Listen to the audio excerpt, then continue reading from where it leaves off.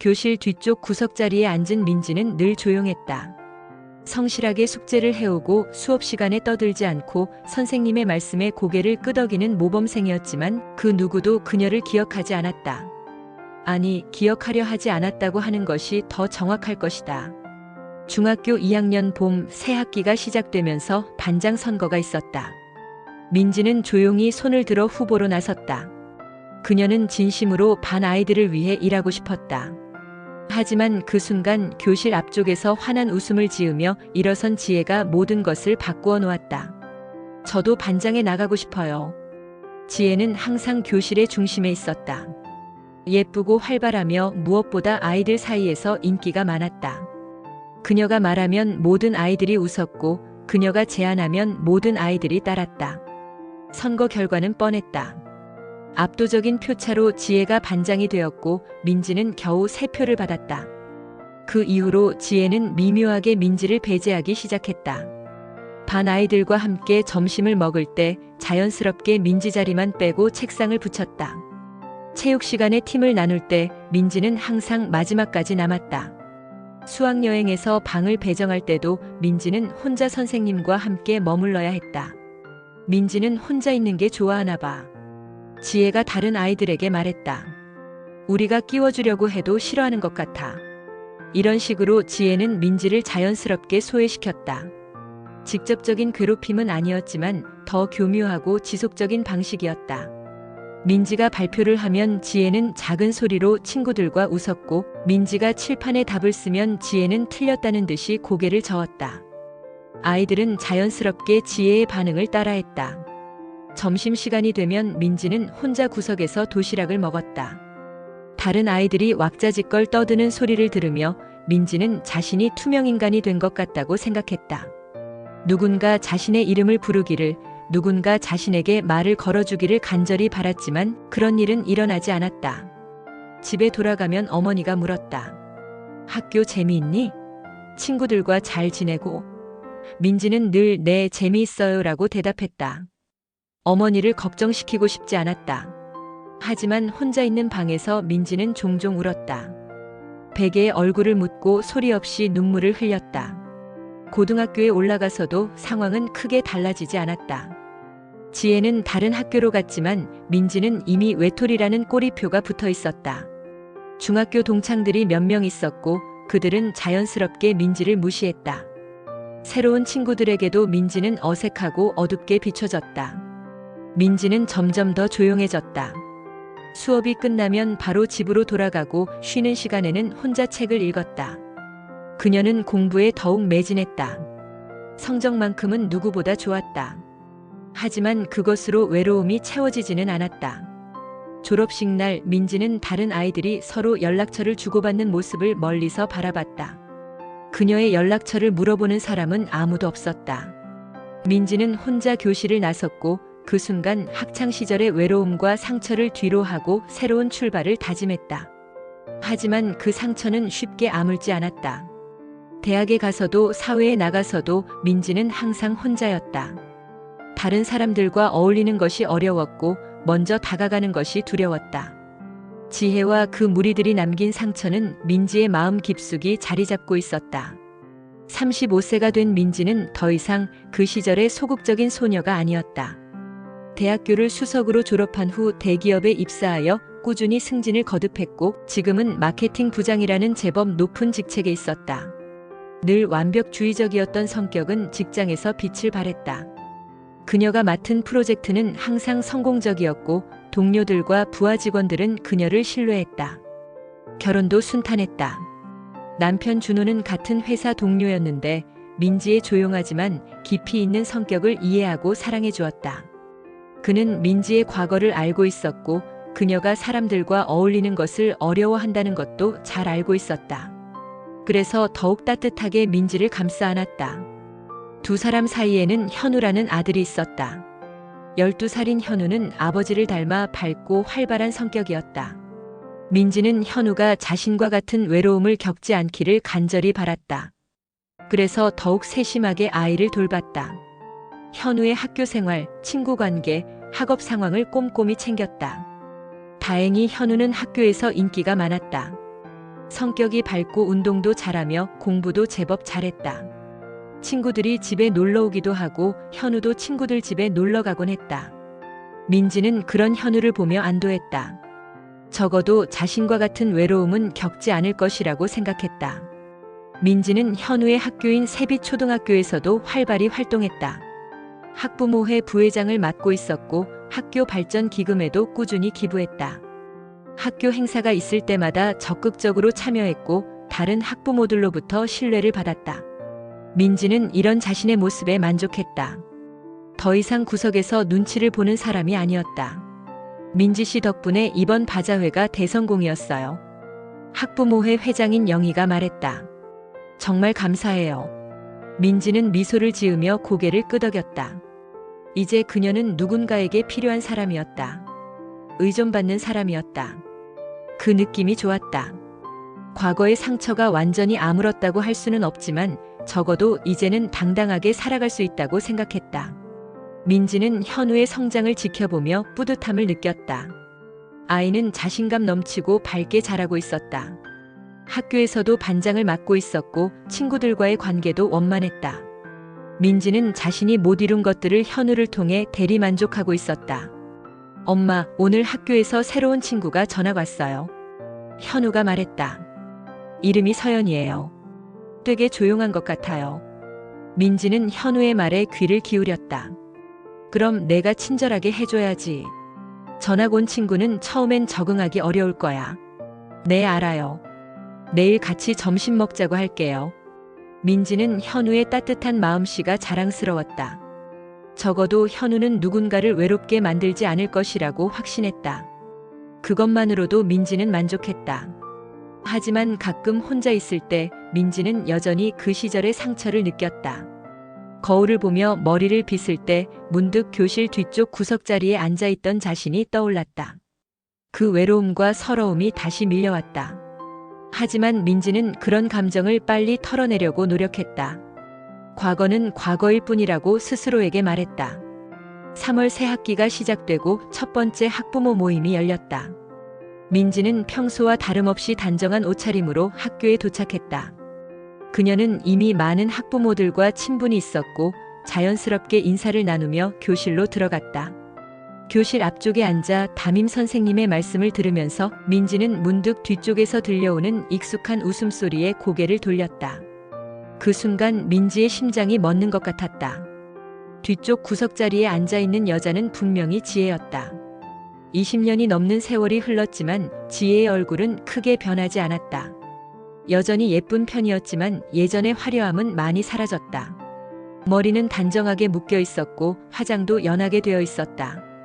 무엇보다 그녀의 표정에서 예전의 자신감 넘치는 모습을 찾기 어려웠다. 민지는 잠시 혼란스러웠다. 이런 상황을 전혀 예상하지 못했다. 지혜가 같은 동네에 살고 있고 더욱이 현우와 같은 학교에 아이를 보내고 있다는 것이 믿기지 않았다. 담임 선생님이 각 학부모들에게 자기소개를 하자고 했을 때 민지는 지혜의 목소리를 다시 들었다. 안녕하세요. 새로 전학 온 서연이 엄마 박지혜입니다. 목소리도 예전과 많이 달랐다. 작고 조심스러웠다. 예전에 당당하고 자신감 넘치는 목소리가 아니었다. 민지는 복잡한 감정을 느꼈다. 한편으로는 만족감이 들었고 다른 한편으로는 묘한 동정심이 일었다. 모임이 끝나고 나오면서 지혜가 민지에게 다가왔다. 그녀의 표정은 어색했고 무언가 말하려다가 망설이는 것 같았다. 민지야, 정말 오랜만이다. 민지는 차갑게 대답했다. 그러게요. 지혜는 더 무언가 말하려 했지만 민지는 이미 등을 돌렸다.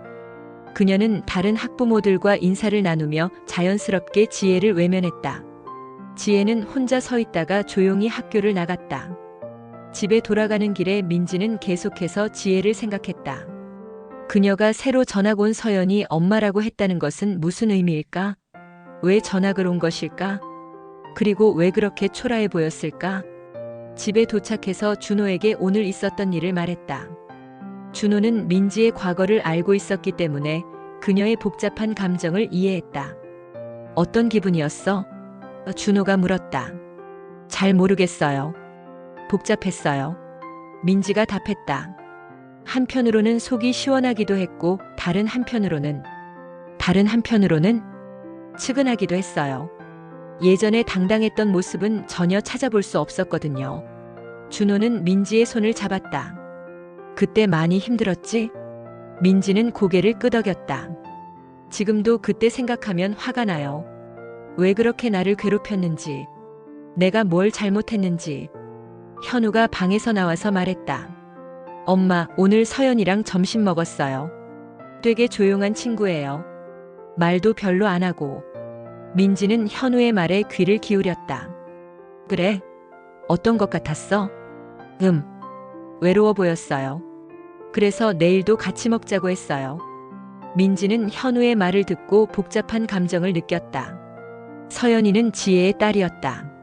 그리고 그 아이는 지금 전학생으로서 적응하기 어려워하고 있었다. 마치 예전의 자신처럼.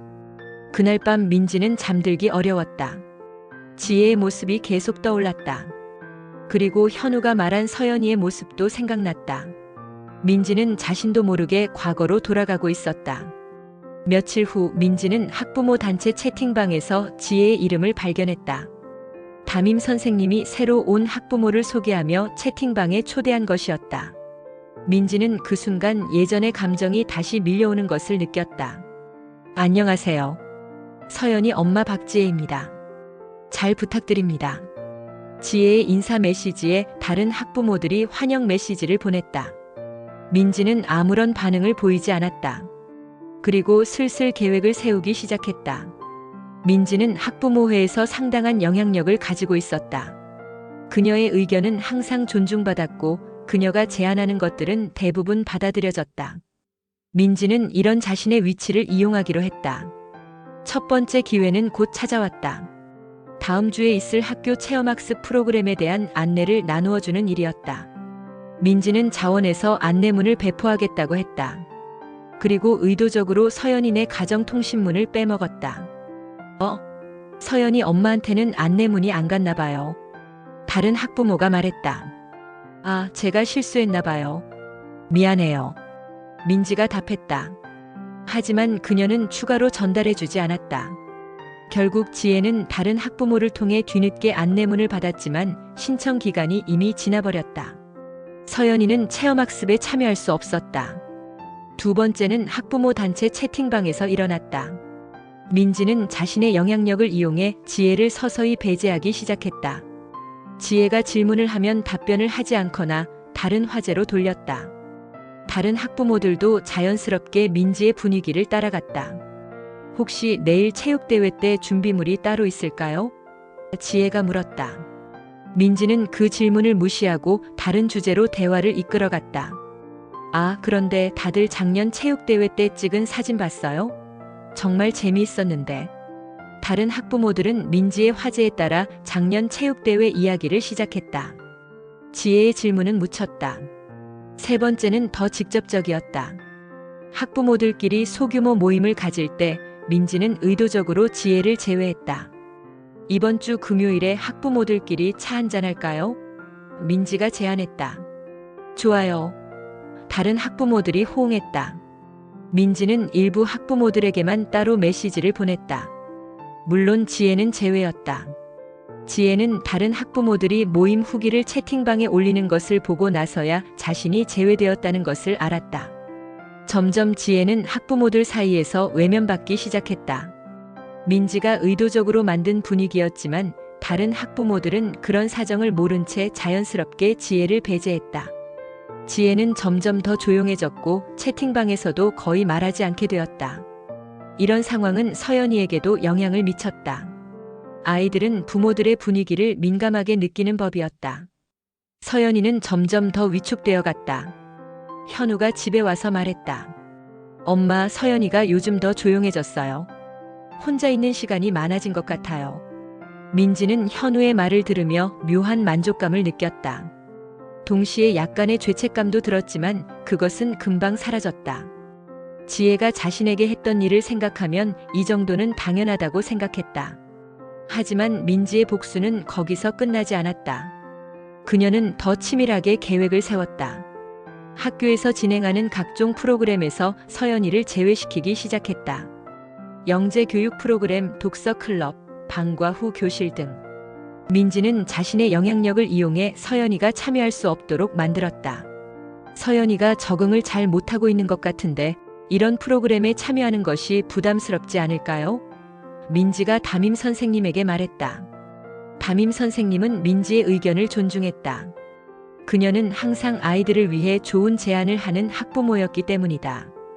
결국 서연이는 여러 프로그램에서 제외되었다. 지혜는 이런 상황을 감지하고 있었다. 하지만 무엇을 어떻게 해야 할지 몰랐다. 그녀는 점점 더 위축되어 갔고 서연이도 마찬가지였다. 한 달이 지나고 지혜는 더 이상 참을 수 없었다.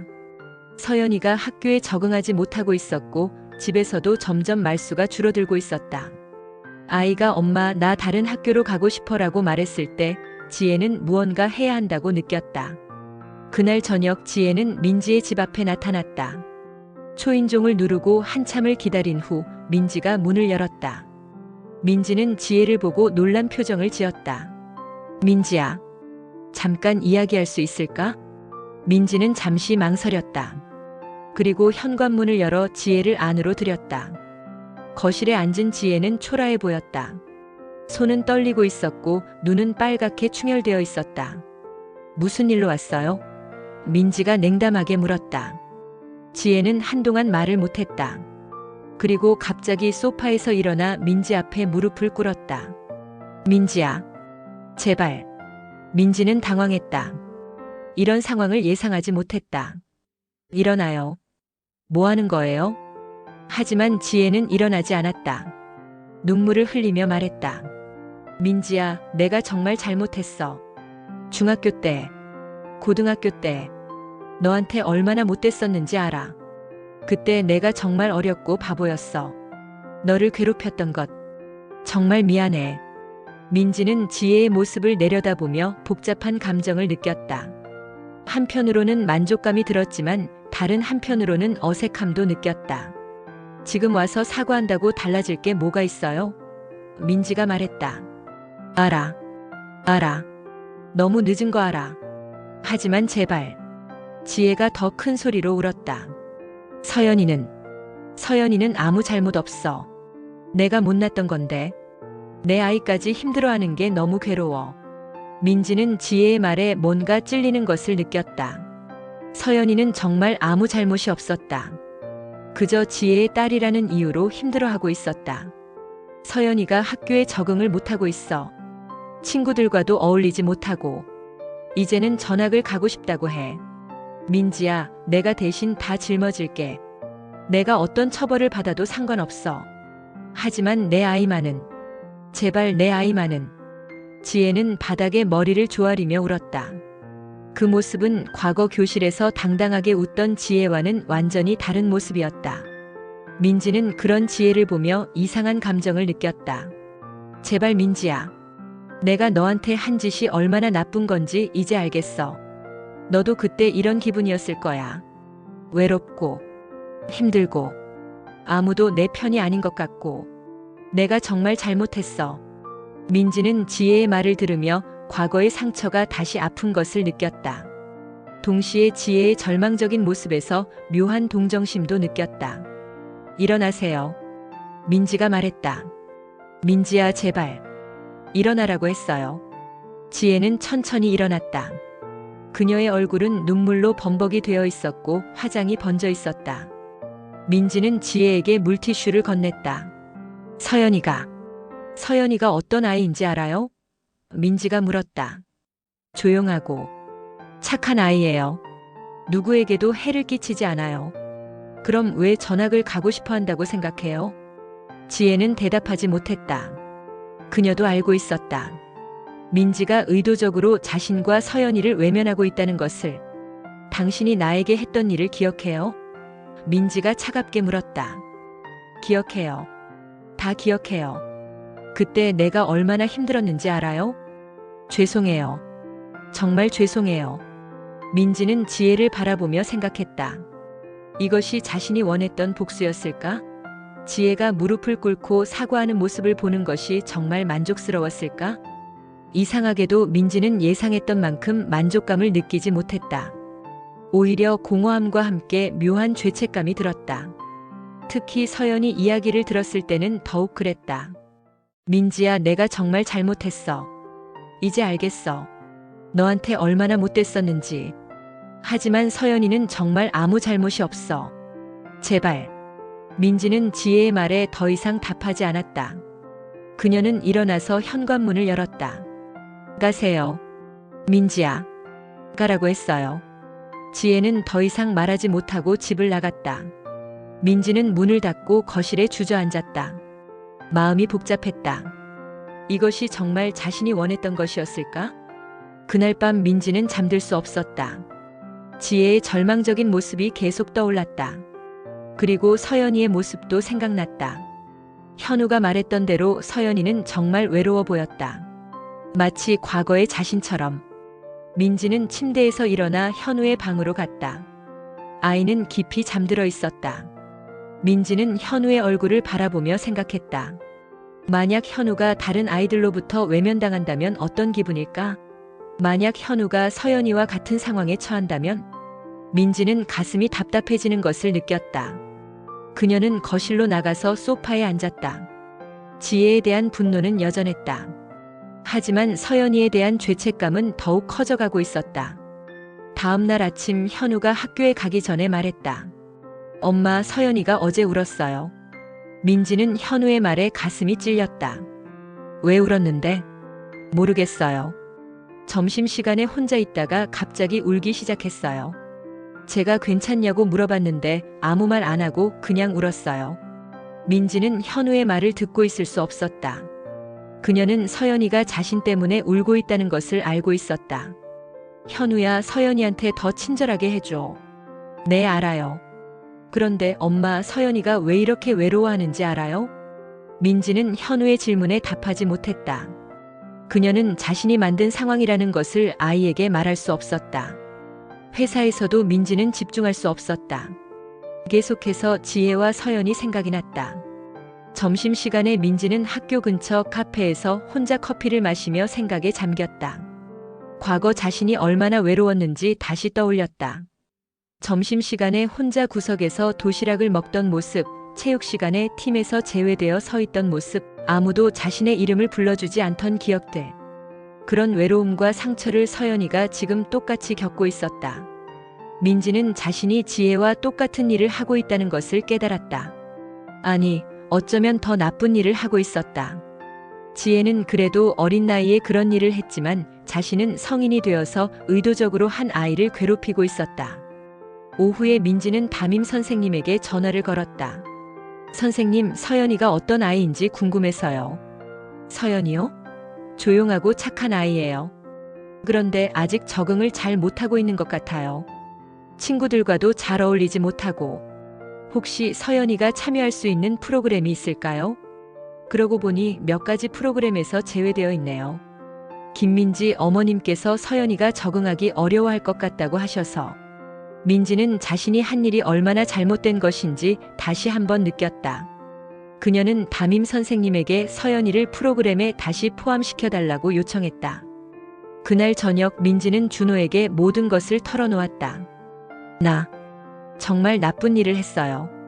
준호는 민지의 이야기를 조용히 들었다. 그리고 민지의 손을 잡았다. 그래도 이제라도 깨달았잖아. 늦지 않았어. 하지만 서연이는 이미 상처를 받았어요. 나 때문에. 그럼 이제부터 달라지면 돼. 너는 착한 사람이야. 단지 과거의 상처가 너를 다른 사람으로 만들었을 뿐이야. 민지는 준호의 말에 눈물을 흘렸다. 그녀는 자신이 얼마나 잘못된 길을 걸어왔는지 깨달았다. 다음 날 민지는 중요한 결정을 내렸다. 그녀는 학부모 단체 채팅방에 메시지를 보냈다. 안녕하세요. 그동안 바빠서 인사를 제대로 못 드렸는데 서연이 엄마님께 따로 연락드리고 싶어요. 번호 좀 알려주실 수 있나요? 다른 학부모들은 민지의 메시지에 놀랐다. 그녀가 지혜에게 관심을 보인 것은 처음이었다. 민지는 지혜에게 전화를 걸었다. 지혜씨, 저 민지예요. 민지야? 내일 시간 있으면 만날 수 있을까요? 할 말이 있어요. 지혜는 잠시 망설였다. 응, 괜찮아. 다음날 민지와 지혜는 학교 근처 카페에서 만났다. 지혜는 여전히 조심스러운 표정이었고 민지는 복잡한 감정을 느꼈다. 지혜 씨, 먼저 사과할게요. 민지가 말했다. 지혜는 놀란 표정을 지었다. 뭘 사과해? 서연이를 힘들게 한 것, 당신을 외면한 것, 정말 미안해요. 지혜는 잠시 말을 못했다. 그리고 조용히 말했다. 아니야. 내가 먼저 잘못했는걸. 너한테 사과해야 할 사람은 나야. 두 사람은 서로를 바라보며 복잡한 감정을 느꼈다. 과거의 상처는 여전히 남아 있었지만 이제는 서로의 고통을 이해할 수 있었다. 서연이는 정말 좋은 아이예요. 민지가 말했다. 현우가 항상 서연이 이야기를 해요. 조용하지만 착하고 따뜻한 아이라고. 지혜는 민지의 말에 눈물을 흘렸다. 고마워. 정말 고마워. 앞으로는 서연이가 학교 생활을 잘할 수 있도록 도울게요. 제가 학부모회에서 신경 쓸게요. 민지야. 그리고 학부모들 모임에도 같이 참여해요. 서연이가 외롭지 않도록. 민지는 지혜에게 진심으로 말했다. 그녀는 더 이상 복수를 원하지 않았다. 오히려 서연이가 자신과 같은 상처를 받지 않기를 바랐다. 며칠 후 민지는 약속을 지켰다. 그녀는 학부모 단체 채팅방에 지혜를 다시 초대했고 서연이가 여러 프로그램에 참여할 수 있도록 도왔다. 처음에는 어색했지만 점차 상황이 나아졌다. 현우도 변화를 느꼈다. 엄마, 요즘 서연이가 많이 밝아졌어요. 친구들과도 대화를 많이 하고 웃기도 해요. 민지는 현우의 말에 안도했다. 적어도 서연이는 자신과 같은 외로움을 겪지 않을 것이었다. 한 달 후 학교에서 체육대회가 열렸다. 민지는 다른 학부모들과 함께 응원을 하며 아이들을 지켜봤다. 지혜도 옆에서 함께 응원하고 있었다. 서연이가 달리기에서 3등을 했을 때 지혜는 눈물을 흘리며 박수를 쳤다. 민지도 함께 박수를 쳤다. 그 순간 민지는 이상한 감정을 느꼈다. 만족감이었다. 하지만 복수를 성공했을 때의 만족감과는 다른 따뜻한 만족감이었다. 체육대회가 끝나고 집에 가는 길에 민지는 현우와 대화를 나누었다. 현우야, 서연이 엄마가 엄마의 옛날 친구라는 거 알고 있었어? 네, 알아요. 그런데 처음에는 사이가 안 좋았던 것 같았는데 요즘은 괜찮아진 것 같아요. 그래, 맞아. 옛날에는 사이가 안 좋았었어. 하지만 이제는 괜찮아. 왜 사이가 안 좋았어요? 민지는 잠시 생각했다. 현우에게 어떻게 설명해야 할까? 옛날에 서로를 이해하지 못했었어. 하지만 이제는 서로를 이해하게 되었어. 그럼 이제 친구가 된 거예요? 민지는 현우의 질문에 답하지 못했다. 친구라고 할 수 있을까? 아직은 잘 모르겠다. 하지만 적어도 적은 아니었다. 그날 밤 민지는 혼자 생각에 잠겼다. 복수는 정말 자신에게 만족감을 주었을까? 지혜가 무릎을 꿇고 사과했을 때 민지는 예상만큼 기쁘지 않았다. 오히려 공허함을 느꼈다. 진짜 만족감은 서연이가 밝아지는 모습을 볼 때, 현우가 서연이가 웃었다고 말할 때 느꼈다. 누군가를 괴롭히는 것이 아니라 누군가를 도와주는 것에서 진짜 만족감을 느꼈다. 민지는 창밖을 바라보며 생각했다. 용서란 무엇일까? 지혜를 완전히 용서했다고 할 수 있을까? 아직은 잘 모르겠다. 과거의 상처가 완전히 사라진 것은 아니었다. 하지만 적어도 그 상처가 다른 사람에게 상처를 주는 도구로 사용되어서는 안 된다는 것을 깨달았다. 몇 주 후 민지는 지혜와 함께 학부모 모임을 준비하고 있었다. 두 사람은 여전히 어색했지만 서로를 배려하려고 노력했다. 민지야, 정말 고마워. 지혜가 말했다. 서연이가 요즘 정말 행복해해. 별일 아니에요. 당연한 일이죠. 아니야. 당연한 일이 아니야. 내가 너한테 그렇게 못했는데. 민지는 지혜의 말을 끊었다. 이제 그런 이야기는 그만해요. 중요한 건 지금이니까. 지혜는 민지의 말에 고개를 끄덕였다. 그리고 조용히 말했다. 너 정말 좋은 사람이 됐구나. 민지는 지혜의 말에 묘한 감정을 느꼈다. 좋은 사람이 되었다는 것. 그것이 진짜 성장이었을까? 그날 저녁 민지는 준호에게 말했다. 여보, 나 요즘 이상한 기분이 들어요. 어떤 기분? 복수를 멈추고 나니까. 오히려 마음이 편해진 것 같아요. 처음에는 지혜가 사과하는 모습을 보고 싶었는데 정작 봤을 때는 별로 기쁘지 않았어요. 준호는 민지의 말을 듣고 미소를 지었다. 그게 성장한 거야. 복수는 결국 자신을 더 상처 주는 일이거든. 그런 것 같아요. 서연이를 괴롭힐 때는 오히려 제가 더 괴로웠어요. 이제 알았네. 용서는 상대를 위한 게 아니라 자신을 위한 거라는 걸. 민지는 준호의 말에 깊이 공감했다. 용서는 정말 자신을 위한 것이었다. 과거의 상처에 매여 있을 때보다 그것을 놓아버렸을 때 더 자유로워졌다. 6개월 후 서연이는 완전히 학교에 적응했다. 친구들도 많이 생겼고 성격도 많이 밝아졌다. 현우와도 좋은 친구가 되었다. 지혜도 달라졌다. 처음에 위축된 모습에서 벗어나 점차 자신감을 되찾아가고 있었다. 학부모 모임에서도 적극적으로 참여했고 다른 학부모들과도 친해졌다. 어느 날 현우가 집에 와서 말했다. 엄마, 서연이가 말했는데 처음에 이 학교에 왔을 때는 정말 무서웠다고 해요. 그런데 지금은 정말 행복하다고 해요. 민지는 현우의 말에 따뜻한 감정을 느꼈다. 서연이가 행복하다니. 그것이 민지에게는 무엇보다 큰 보상이었다. 그리고 서연이가 엄마한테 고맙다고 전해달라고 했어요. 나한테? 네. 서연이가 말하는데 엄마가 많이 도와주셨다고 해요. 민지는 현우의 말에 눈물이 날 것 같았다. 자신이 상처를 주었던 아이가 고맙다고 말한다니. 이런 감정이 진짜 만족감이었다.